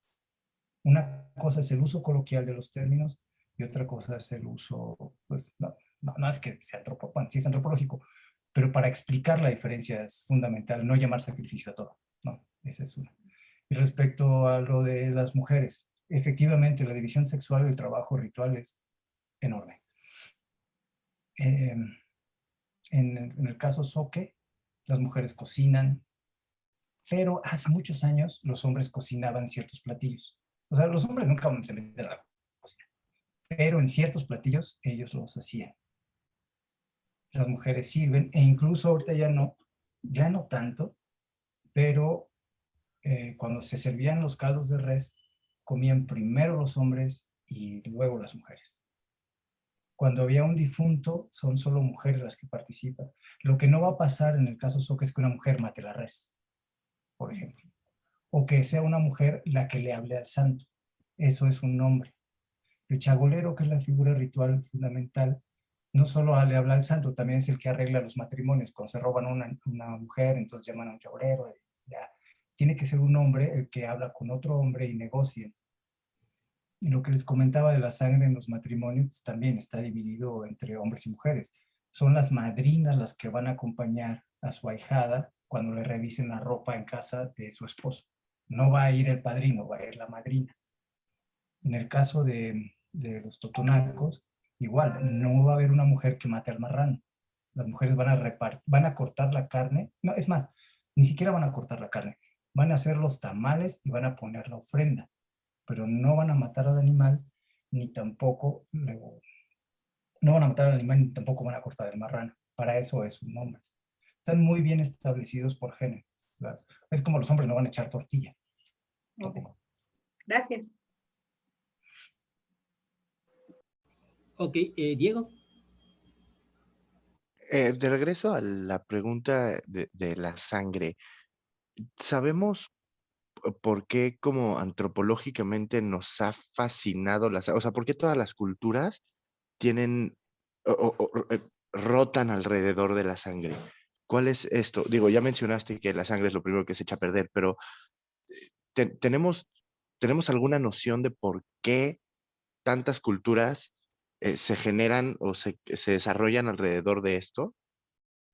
Mira, si me arriesgo a dar una respuesta, sería irresponsable. O sea, yo no sé. Puedo suponer, porque no conozco a todas las culturas, pero el tema de la sangre sí sé que va a estar muy mezclado en el parentesco, con sanguineidad, con la lógica de la descendencia, por ejemplo. Son de mi misma sangre, son de mi mismo grupo. Cosa que no va con el matrimonio, las relaciones de alianza. Entonces es como un principio generador de vida, de fuerza, de vitalidad, pero también de cierto tipo de relaciones como son las relaciones de descendencia o las relaciones filiales. También puedes utilizarla como marcador de elites. Tengo sangre azul, ¿no? O sea, es vitalidad. Mira, si me arriesgo una interpretación es el principio vital por excelencia. Pero más allá no iría. Gracias.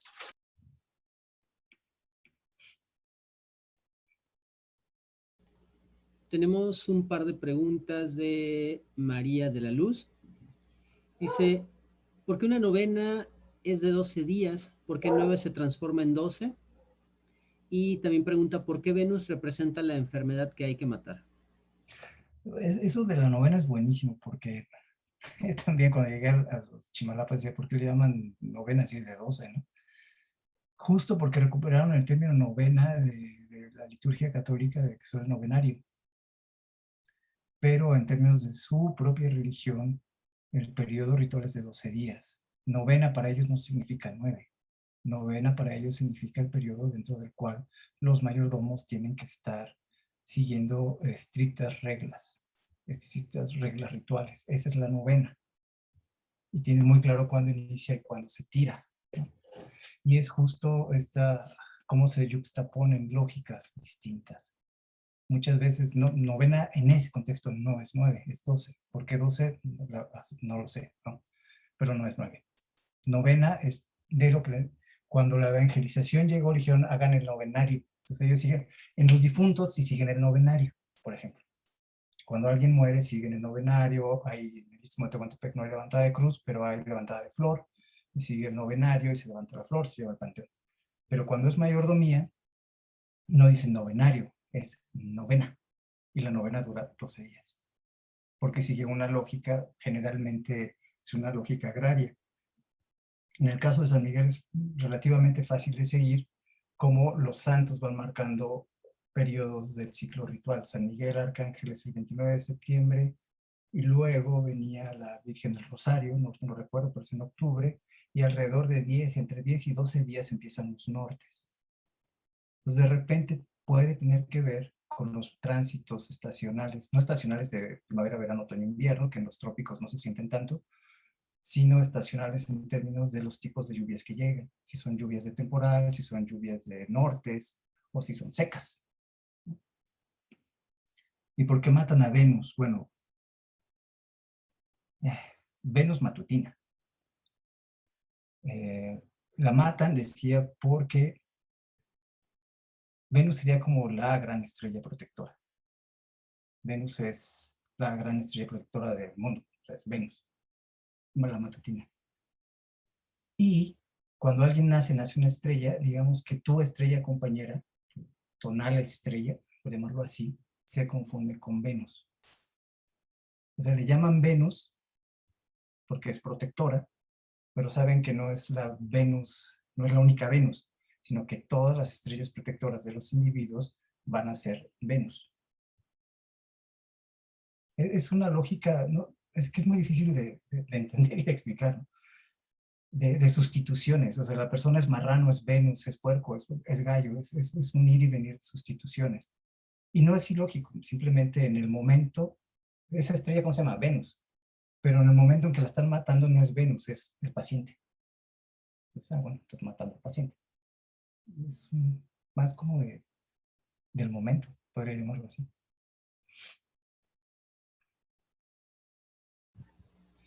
Bien, ¿alguien más tiene preguntas?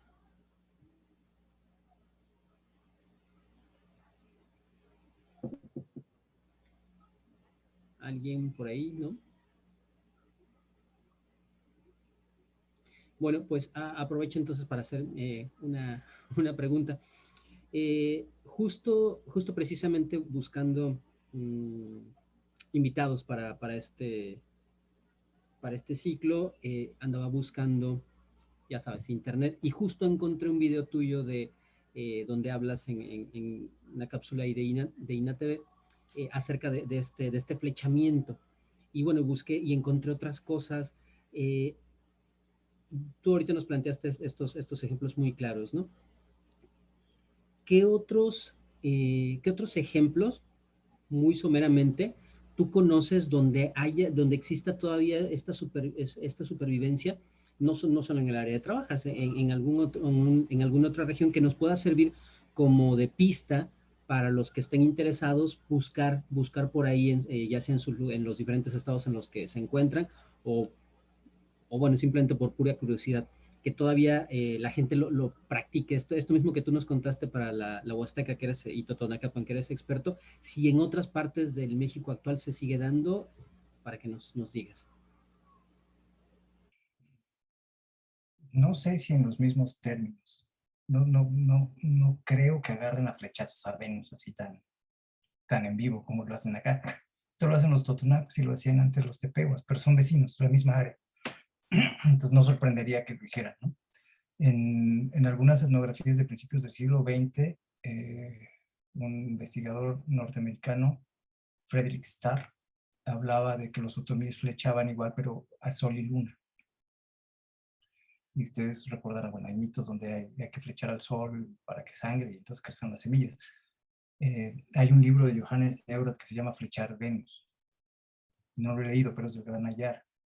Y la idea de flechar es fundamental porque era una de las principales armas. Creo que en los mismos términos que les enseñé, no. Y justo en eso quería hacer énfasis. Porque cada región realmente es un mundo. Y el riesgo es homogeneizarlas, ¿no?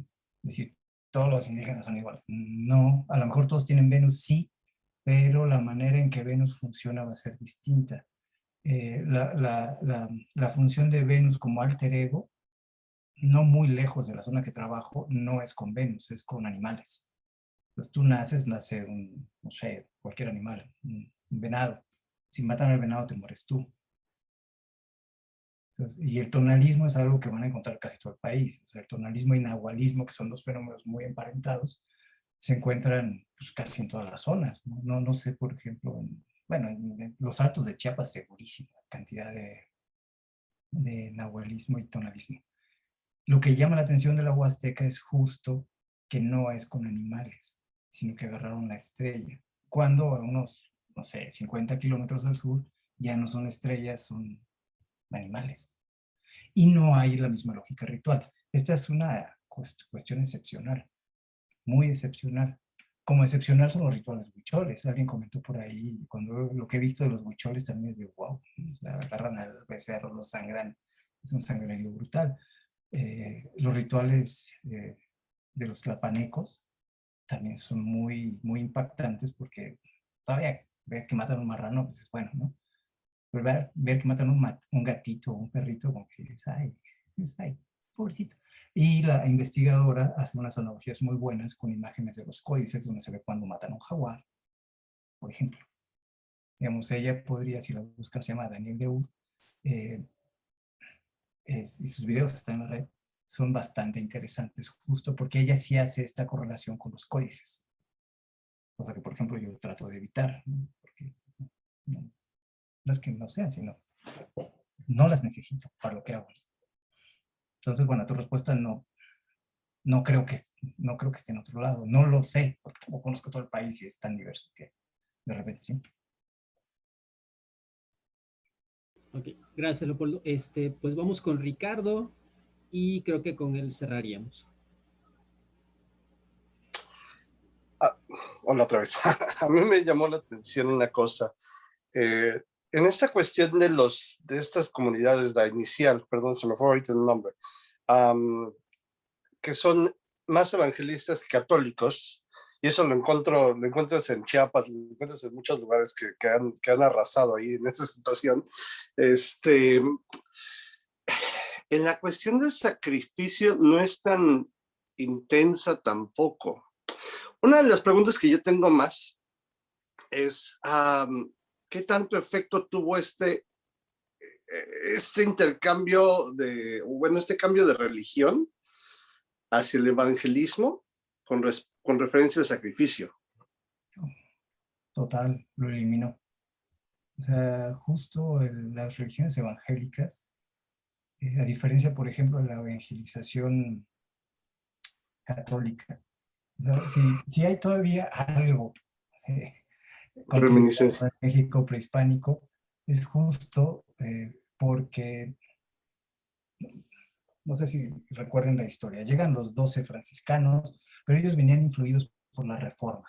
Ellos estaban en contra de la milagrería, decían, no, ya, cero milagrería, dejen de adorar imágenes, porque la Reforma justo era Calvino, diciendo, lean la Biblia, dejen de estar adorando imágenes, y así llegaron los primeros, entre ellos Sagún. Decían, no, vamos a hacer un nuevo catolicismo aquí, ya más representacional, que no vean al santo como si fuera un dios, porque esas solo son representaciones. Eso mientras estuvo Zumárraga. Luego viene Montúfar y cambian la política y dicen, no, a ver, órale. Y es cuando aparece, por ejemplo, la imagen de la Virgen de Guadalupe y el culto a la Virgen de Guadalupe. Sagún, por ejemplo, estaba en contra del culto a la Virgen de Guadalupe, porque iba en contra de lo que él quería enseñar aquí, que era un catolicismo menos milagrero y más representacional. Entonces así, oigan, pero total, ganó este catolicismo y ahí sí se abrió la puerta a que se hicieran una cantidad de analogías entre todo el panteón prehispánico y el panteón de santos, ¿no? En la zona de la Huasteca, San Juan es el huracán, San Miguel es el trueno, y todo el país va a estar así, ¿no?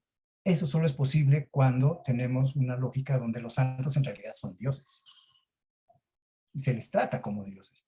Cuando llegan ya las religiones evangélicas, ahí sí, digamos que son herederas directas de la Reforma, dicen, basta de adorar santos. Y tal cual, o sea, el Antiguo Testamento es clarísimo en eso. Si uno lee el Antiguo Testamento, ya basta con las imágenes, basta con las imágenes, basta con las imágenes, basta con las imágenes. Una y otra vez, así es obsesivo a la manera en que lo repiten en el Antiguo Testamento. Y es lo que han hecho en estas comunidades. Cuando llegaron a San Miguel y a Santa María, la prueba de fuego para los católicos conversos era quema tus santos. Y la gente quemó sus santos. El momento de quemar sus santos y al no tener una referencia física, lo único que te queda es el libro. La respuesta católica a quema tus santos fue quema tu Biblia. Entonces los católicos quemaban Biblias y los evangélicos quemaban santos. Palabra contra imagen. Ahora en Santa María de Chimalapa, la mayoría es evangélica, pues bueno, no hay sacrificio. No lo hay en los términos que vimos ahora, ¿no? Lo que pasa es que llevan el sacrificio a la pregunta que hizo la compañera después. El dolor que te genera seguir la palabra, ¿no? La renuncia, digamos, dejar el mundo, ¿no? Ellos distinguen mucho entre estar en el mundo y estar con Dios. Más o menos así lo manejan allá en los Chimalapa. Estar con Dios supone el sacrificio de alejarte de todos los vicios, digamos que ven el sacrificio más en términos morales y menos en términos de alimentar a los dioses. Digamos, va por ahí. Ok, gracias. Esto se ha visto influenciado también, por ejemplo, perdón, se me vino, refiriéndonos a lo de los perros y los gatos y todo eso. En algún momento estas comunidades se han visto un tanto influenciadas también por este tipo de sacrificios o rituales de santería y eso. Wow, mira. Bueno, quizá me estoy metiendo en agua. Muy poco. Los ejemplos que yo les puse, muy poco. Aunque en el Istmo la presencia afromexicana fue en ambos lados hubo mucha presencia afromexicana, pero es una presencia muy temprana. O sea, la santería ya es una construcción un poco más santillana, como la conocemos. La santería es igual un sincretismo en el catolicismo y las religiones africanas. La población que llegó aquí, en primera instancia, en estas zonas, no pasó por la santería. Pero no sé, ya sería cuestión de rastrear elementos, cosa que no me gusta hacer, hasta qué punto influyó las religiones africanas en las religiones indígenas. No, la verdad no sé. Pero la santería yo creo que no tanto, no sé. Mejor digo no sé. Está bien, perfecto, muchas gracias. Ok, pues 2 personas más quisieron alzar la mano. Ahora sí, con esa cerramos. Elena y Soledad. Adelante. Ajá. Buenas noches Hola. a todos. Buenas noches, profesor. Bueno, primero que nada, ha sido muy interesante porque es algo muy nuevo. Para mí, ya había tomado unos cursos de sacrificios y ese es totalmente diferente. Eso es de algo que está pasando ahora, hoy en día. Mi pregunta es si usted ha visto alguna vez o a lo mejor sabe de esos casos de estos de sacrificio a las estrellas, que matar enfermedad, que si alguna vez se curaba la persona, se sanaba realmente o no. Mira, es Sí, que es un tema complicado porque en antropología respondemos esto siempre con algo que se llama eficacia simbólica, que aplica para cualquier religión. Si tú eres una creyente fervorosa en tu Dios, cualquiera que él sea, muy probablemente te va a curar. O sea, decir que hay dioses que curan más que otros es decir que hay dioses verdaderos y hay dioses falsos, cosa que yo no me atrevería a decir. Lo que sí he presenciado, por ejemplo, en rituales para niños, cuando un niño llora mucho, los totonacos hablan del Natsitni. Natsitni son rituales para las madres del oriente, que son las que responsables de todo el proceso del embarazo y de los niños. Sí conocí al niño Iván, se llama el chamaco, cómo lloraba, era odioso, ¿no? Le hicieron el Natsitni, que es como una versión de lo que les enseñé en chiquitito, o sea, con una gallina y no hay tanta sangre, no hay tanta música, y el niño dejó de llorar. Pero también conozco casos de gente que va a la villa y se cura. Entonces, pues más bien creo que es mucho la disposición que los creyentes tienen en sus dioses las que los curan, ¿no? Yo preferiría dejarlo ahí porque no me atrevería a decir que hay un Dios más poderoso que los otros. La historia de la humanidad es tan larga y tan compleja que sería como irresponsable. Muchas gracias. Y bueno, entonces, ahora sí, por último, Soledad. Ok, buenas noches. Sí, solamente se me hacía bastante curioso el término que empleaba el doctor con cuestión del tona y los nahuales. Yo soy de Oaxaca y aquí en la zona zapoteca el término tona y nahual se toma en referencia a ciertos animales protectores basados referente a tu fecha de nacimiento, en la cual se suponía uno te cuidaba cuando tú estabas en vida y otro te cuidaba cuando tú ya fallecías. Entonces, ese término también como, no sé más o menos a qué se deba o cuál sea el adecuado.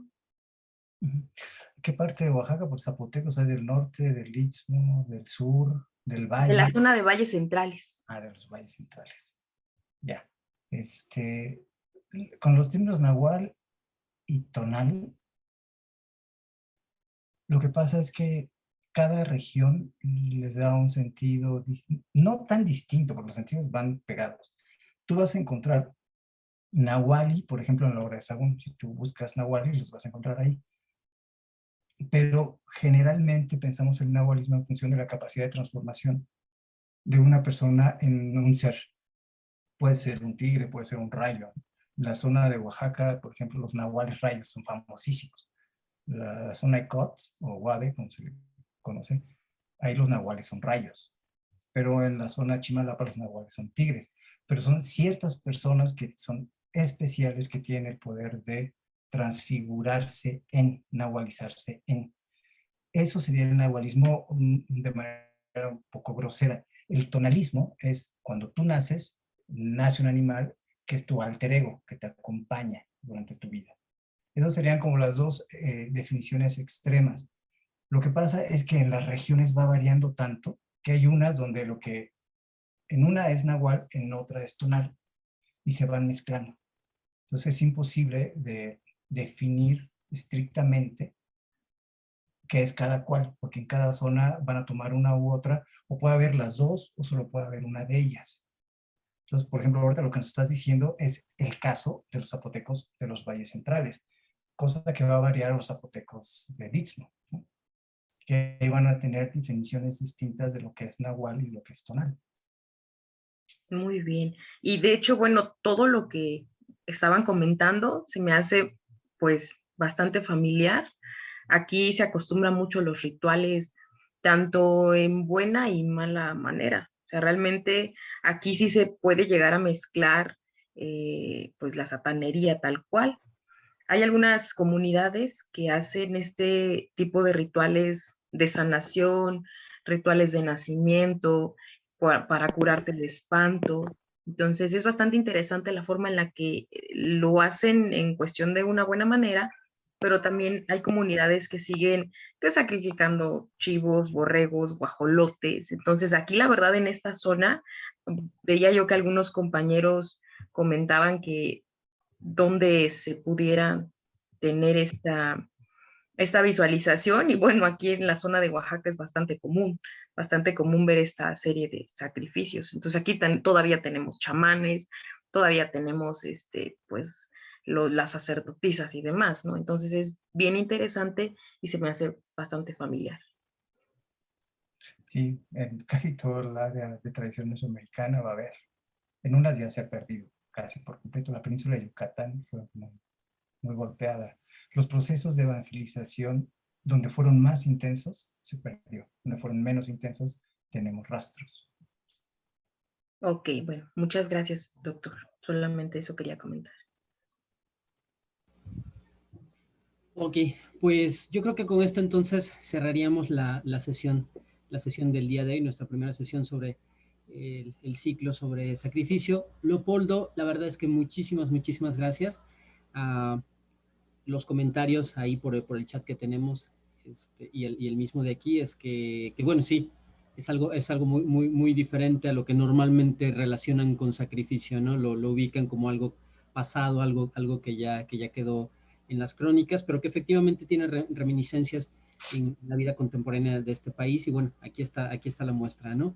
Pues no sé si quisieras agregar algo, Leopoldo, porque bueno, de mi parte, agradecerte muchísimo, la verdad, se me hace interesante, muy interesante. Yo visité durante mucho tiempo igual el Totonacapan, bueno, haciendo otro tipo de estudios, ¿no? Entonces, escuchar de estas cosas en la misma zona en la que uno anda, dices, mira, lo que pasa uno por alto, ¿no? Pues muchísimas gracias. No sé si tienes algo que agregar. Pues más bien agradecerles a ustedes, para mí es un honor. Me gusta, sobre todo para mí, me gusta aprovechar para mostrar la complejidad de los pueblos, ¿sí? Que generalmente se les concibe como pobres, atrasados, y lamento si alguno de ustedes se sintió lastimado por las comparaciones con el catolicismo, pero mi intención era justo mostrar que no hay atraso en las creencias. No puede haber atraso en las creencias. O sea, y si hoy día flechan a Venus y matan marranos, es porque de eso depende su cultivo. No es una necedad, no es algo atrasado. Ustedes que son guías van a poder decir, no sé, me imagino, los mayas sacrificaban gente para adorarle al sol, para que saliera, pero no sé, ¿no? Eso mismo pasa ahora. Y no son unos más atrasados que otros, ¿no?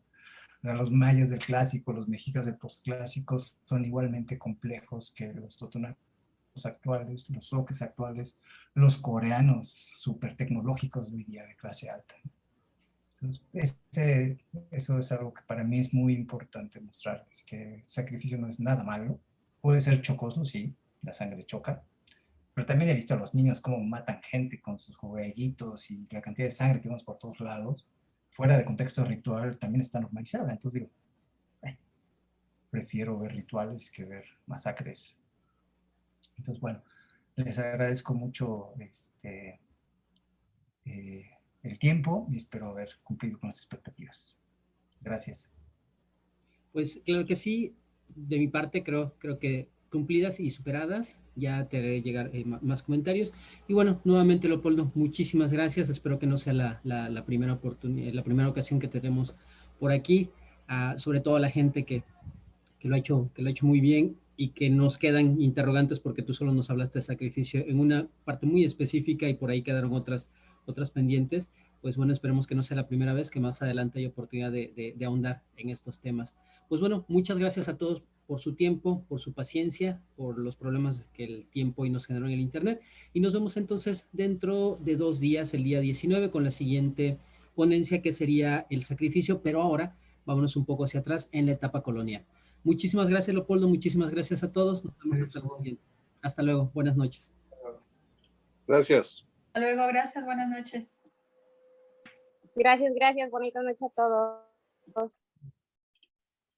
Igualmente. Gracias, buenas noches. Gracias.